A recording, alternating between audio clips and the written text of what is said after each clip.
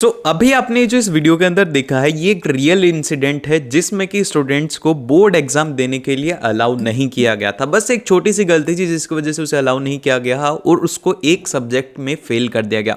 अब सीबीएसई की कुछ ऐसी गाइडलाइंस हैं जो कि आपको पता होना चाहिए, खास करके अगर आप क्लास 10th में तो फर्स्ट टाइम आप बोर्ड्स एग्जाम दे रहे हो तो ये कुछ बातें जो कि आपको ध्यान रखनी है, क्योंकि कुछ ऐसी हमारी छोटी मिस्टेक्स होती हैं जिस वजह से हमें बहुत ही ज़्यादा नुकसान हो सकता है। तो आज हम लोग इसी बारे में डिस्कस करने वाले हैं कि आपको क्या करना है क्या नहीं करना है, कौन सी गाइडलाइंस आपको फॉलो करनी है। तो जो सबसे पहली गाइडलाइन है सीबीएसई की वो ये है कि आपको जो एग्जाम सेंटर है उस पे 30 मिनट्स पहले पहुंचना है।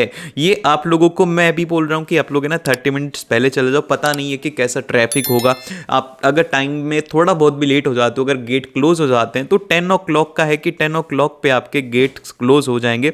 तो उस केस में आप क्या करोगे, तो इसमें सबसे सेफ ऑप्शन यही है कि आप 9:30 तक अपने सेंटर पे पहुंच जाएं। जो गलती होती है मैक्सिमम स्टूडेंट से वो होती है ओएमआर फिलिंग के अंदर, ये सबसे बड़ी गलती होती है स्टूडेंट्स की। अब ये जो ओएमआर होती है ना, इसी से ही आपका पूरा पूरा रिजल्ट डिसाइड होता है। अगर इसमें एक भी एरर तो आपका रिजल्ट पूरा पूरा गलत हो जाता है। तो देखो सबसे फर्स्ट जो है इधर वाला कॉलम रहता है, इसमें आपकी बेसिक डिटेल्स रहती हैं, जैसे कि कौन सा सब्जेक्ट है, सब्जेक्ट आपको पूरा लिखना होता है, उसका कोड आपको वहां पे लिखना होता है, डेट लिखनी होती है, और जो मीडियम होता है कि किस मीडियम में आप आंसर दोगे, इंग्लिश है या हिंदी है, जो भी आपका मीडियम है वो रहेगा। फिर उसके बाद में आपका सेट नंबर कौन सा है, ये आपको जो सर्कल है वो पूरा कंप्लीट करना है, और इससे आपको कंप्लीट करना है पेन से। ये प्रेफर करना है कि आप इसे ब्लू पेन से कंप्लीट करें।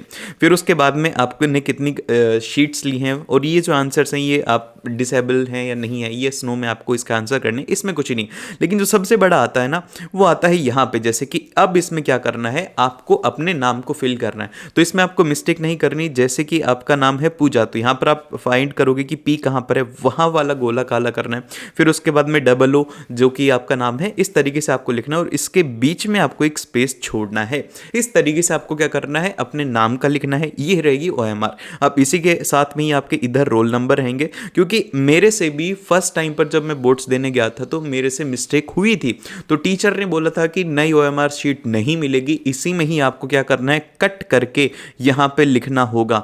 तो वहां पे मेरे को लिखना पड़ा था और मेरे को 2 सर्कल मार्क करने पड़े थे। ये गलती बहुत सारे स्टूडेंट से होती है, आपको टीचर नई ओएमआर नहीं देते हैं। जहां तक कि मुझे पता है नई ओएमआर नहीं मिलती है, लिमिटेड ओएमआर आती है, क्योंकि इनके ऊपर एक स्पेशल मार्किंग होती है, स्पेशल नंबर होता है, जिस वजह से ये लिमिटेड होती है। ठीक है, तो अब जब आप यहाँ पे मार्क करें तो आपको ध्यान रखना है कि जैसे कि फर्स्ट टाइम जब आपने रोल नंबर लिख लिया तो आप इसे पेंसिल से मार्क कर दो। ठीक है, पेंसिल से मार्क कर दो। अगर गलती हो जाती है तो आप उसे ठीक कर सकते हो, फिर उसके बाद में आप उसे पेन से कलर कर सकते हो, और इसके लिए आपको एडिशनल 15 मिनट का टाइम दिया जाता है। तो आराम से हर एक चीज को बारीकी से देख करके आपको उसे फिल करना है। फिर उसके बाद में आपका सेंटर नंबर रहता है, सब्जेक्ट कोड रहता है, ये सब आपको एमआर में फिल करना होता है। और फिर लास्ट में आप लोगों की जो भी रोल नंबर्स हैं इनको वर्ड्स में भी लिखा जाता है, जिस वजह से एरर के जो चांसेस हैं वो बहुत ही ज़्यादा कम हो जाते हैं। तो आपको ये बात ध्यान रखनी है कि आपको एमआर में बिल्कुल भी गलती नहीं करनी है। और फिर इसके बाद में जो नेक्स्ट पॉइंट आता है कि भैया पेन कौन सा लेकर के जाना है। देखो बहुत सारे स्टूडेंट इस में कंफ्यूज रहते हैं कि भैया पेन कौन सा लेकर के जाएं। तो मैं आपको बोलूंगा सबसे फर्स्ट तो आपको बोर्ड्स के अंदर कौन सा पेन अलाउड है, सिर्फ और सिर्फ ब्लू पेन अलाउड है, ना ही ब्लैक, ना ग्रीन, ना रेड। सिर्फ और सिर्फ आपको ब्लू पेन से ही पेपर लिखना है। वो बॉल भी हो सकता है और जेल भी हो सकता है। फिर उसके बाद में नेक्स्ट आता है कि आपको पेंसिल को यूज में लेना है डायग्राम बनाने के लिए। ऐसे कोई गाइडलाइन नहीं है, लेकिन आपको एज एक पेपर प्रेजेंटेशन अच्छा लगे इसके लिए आप पेंसिल यूज में ले सकते हो। और मैं आपको बताता हूं कि आपको पेन कौन सा यूज में लेना है। तो देखो पेन जो होना चाहिए वो हमेशा लाइट वेट होना चाहिए। अब जैसे ये कुछ पेन्स होते हैं, अब ये जो पेन है ये मेटेलिक पेन है, अब इसका वेट हैवी है, जिस वजह से क्या होता है कि मेरी राइटिंग स्पीड इसमें स्लो हो जाएगी। तो आपको ऐसा पेन प्रेफर करना है जो कि जैसे कि ये ट्रांसपेरेंट पेन है। ठीक है, ये हल्का भी है और इससे आप हर दिन अगर प्रैक्टिस करते हो उसी पेन को लेकर के जाना। ये नहीं कि आप फर्स्ट डे पेपर देने के लिए जा रहे हो, बड़ा ही हैवी सा फैंसी सा पेन आपने ले लिया तो आपकी एक तो वहां पर राइटिंग स्लो होगी और आपको उससे लिखने की आदत नहीं है। छोटी छोटी बातें होती हैं, लेकिन ये छोटी छोटी बातें मैटर करती हैं। तो आपको वही पेन लेना है जो कि आप जिससे कि प्रैक्टिस कर रहे हो। 3-4 दिन आपको उससे प्रैक्टिस करना है, फिर उसके बाद में उसी तरीके के पेन आपको एग्जाम में लेकर के जाने हैं। और फिर इसके बाद में नेक्स्ट आता है कि जो टाइम लिमिट है ना, ये सबसे ज़्यादा इंपॉर्टेंट रोल प्ले करता है, क्योंकि फर्स्ट डे जो है, जो फर्स्ट पेपर रहेगा ना स्टूडेंट्स का, मैं आपको बोल रहा हूँ कि 80% ऑफ द स्टूडेंट का पेपर छूटने वाला है। इस बात की गारंटी मैं आपको देता हूँ, क्योंकि हमारी जो टाइम है ना, हम स्टार्टिंग में क्या करते हैं, मैक्सिमम स्टूडेंट्स क्या करते हैं कि जो उनका फर्स्ट पेज होता है ना, वो तो बहुत ही ज़्यादा सुंदर होता है, और जो लास्ट पेज जहाँ पर वो पेपर ख़त्म करते हैं, वो टोटल ही चाइनीज़ के अंदर वो ख़त्म करते हैं कि टीचर भी नहीं समझ पाता।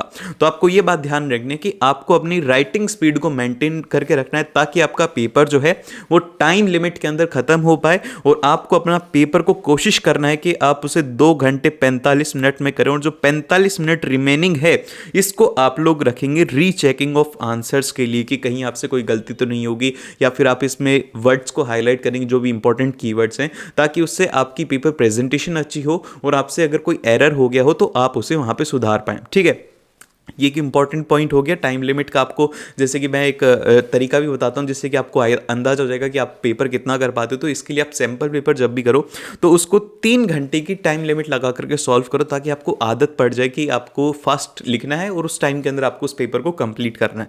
और फिर इसके बाद में जो नेक्स्ट आता है कि कौन से आइटम्स आपको एग्जाम में लेकर के जाने हैं, तो सबसे फर्स्ट जो है वो है आपका स्कूल ID कार्ड, और उसी के साथ में आपकी जो यूनिफॉर्म है वो भी स्कूल की ही होनी चाहिए। ऐसा है, मैंडेटरी आया है कि स्कूल ID कार्ड और स्कूल यूनिफॉर्म चाहिए, प्लस ऑफ आपका एडमिट कार्ड आपके साथ में होना चाहिए, और इसके अलावा कुछ भी नहीं है। और बहुत सारे स्टूडेंट्स का ये डाउट होता है कि भैया क्या वॉच हमें अलाउड होता है, तो मैं आपको बोलता हूँ कि वॉच कुछ स्कूल्स के अंदर अलाउड होता है, कुछ के अंदर नहीं होता। तो जैसे कि मैक्सिमम जो अलाउड रहता है वो रहता है ये एनालॉग वॉच। देखो, जिसके अंदर ऐसे डायल्स होते हैं ना, ये वॉच अलाउड रहते हैं। जो कि डिजिटल वॉच होती है ना, वो अलाउड नहीं होती। तो कोशिश करना कि आप लोग ये लेकर के जाओ, तो अगर टीचर अलाउ करते हैं तो आप इसे रख सकते हो, ताकि आपको इससे टाइम का अंदाजा रह जाए। नहीं तो आपकी क्लास के सामने वाले जो दीवार होती है उसके ऊपर क्लॉक लगी रहती है, तो उसकी आप टेंशन नहीं करनी है आपको। तो अब ये तो हमने डिस्कस कर लिया। अगर और भी कोई आपके डाउट हो तो आप कमेंट्स करके बता देना। लेकिन आपको एक इंपॉर्टेंट पॉइंट मैं बताना चाहता हूं, जो कि आपको बोर्ड्स में बहुत ही ज्यादा हेल्प करेगा।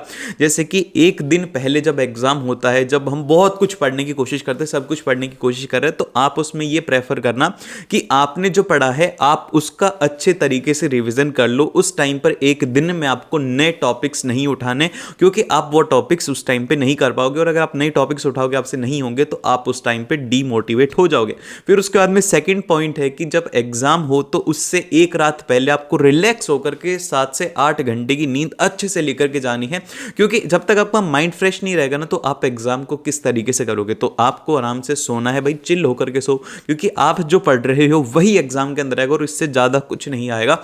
और आपका जो भी पास्ट के अंदर रिजल्ट है उससे देखो डीमोटिवेट होना ही नहीं है, किसी भी कंडीशन के अंदर डीमोटिवेट नहीं होना है। सिर्फ और सिर्फ आपको ये रखना है कि यार उस टाइम पे मैंने मेहनत नहीं करती, लेकिन अब मैं बहुत ही तगड़े तरीके से मेहनत कर रहा हूं, तो इस बार जो मेरा रिजल्ट है वो भी बहुत ही ज्यादा शानदार रहने वाला है। तो ये आपको अपने आप के ऊपर कॉन्फिडेंस रखना है कि भैया अब हम तो बहुत ही ज्यादा अच्छा स्कोर करने वाले हैं। तो इसी के साथ में हम लोग इस वीडियो को यहीं पे ही एंड करते हैं। All the very best for your board exam. और अगर कोई भी क्वेश्चन हो तो आप लोग नीचे कमेंट्स में पूछ सकते हो, और मिलते हैं आप लोग इस नेक्स्ट वीडियो में।